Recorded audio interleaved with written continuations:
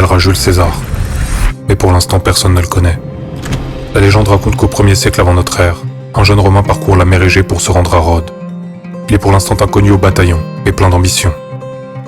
Laissez-lui un peu de temps. Il finira dans vos livres d'histoire.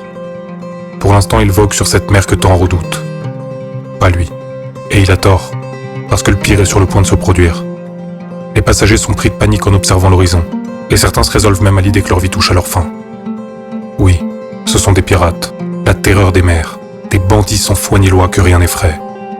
Ils débarquent sur le bateau avec leurs mines guerrières, déambulent au travers des individus qu'ils terrifient, et font le tri parmi eux. C'est l'esclavage qui les attend tous, mais une fois devant César, qui soutient leur regard avec fierté, ils comprennent que celui-là leur rapportera gros, et choisissent de le prendre en otage pour obtenir une rançon.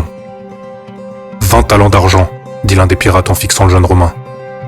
César lève le menton et fronce les sourcils, comme s'il lui disait droit dans les yeux qu'il n'avait aucune idée de qui il était, et annonce avec une voix claire et confiante. 50 talents. Un léger silence s'installe. Est-ce qu'il vient vraiment d'ordonner à ses hommes d'augmenter le prix de sa propre rançon? Les pirateries de bon cœur acceptent le montant fixé et l'embarquent sur leur bateau pour un nouveau chapitre de vie, la captivité.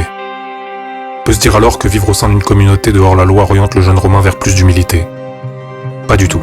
Là où d'autres auraient tout mis en œuvre pour se faire petit, César ne fait que parler et protester contre une organisation du quotidien peu optimale.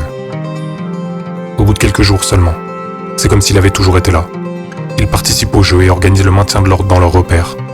Il râle quand on ne le laisse pas dormir, va même jusqu'à donner certains ordres, et promet de faire crucifier tout le monde quand il sera libéré. Lunaire.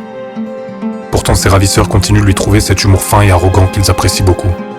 C'est même chez eux une certaine forme d'amitié qui naît pour lui, malgré ses menaces répétées à tout va. Après 38 jours d'une étrange relation entre deux joyeux escrocs et leurs rabat-joie de prisonniers, c'est l'heure des adieux. Les pirates ont leurs 50 talents, et César sa liberté. Mais aussitôt affranchi, celui-ci se jette à nouveau sur la mer où il fut capturé quelques semaines auparavant. Il fait jouer ses relations et pourchasse ses hommes dont il connaît le fonctionnement par cœur. Il les traque nuit et jour et finit par les cueillir bêtement sur leur île. Il les avait pourtant prévenus qu'il les crucifierait tous.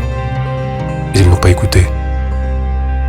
Ils auraient dû, car si une forme d'affection est née entre eux, ils seront très bientôt tous cloués à des croix, noyés dans leur râle lors des derniers instants de leur vie. On dirait qu'une promesse de César est une promesse de César.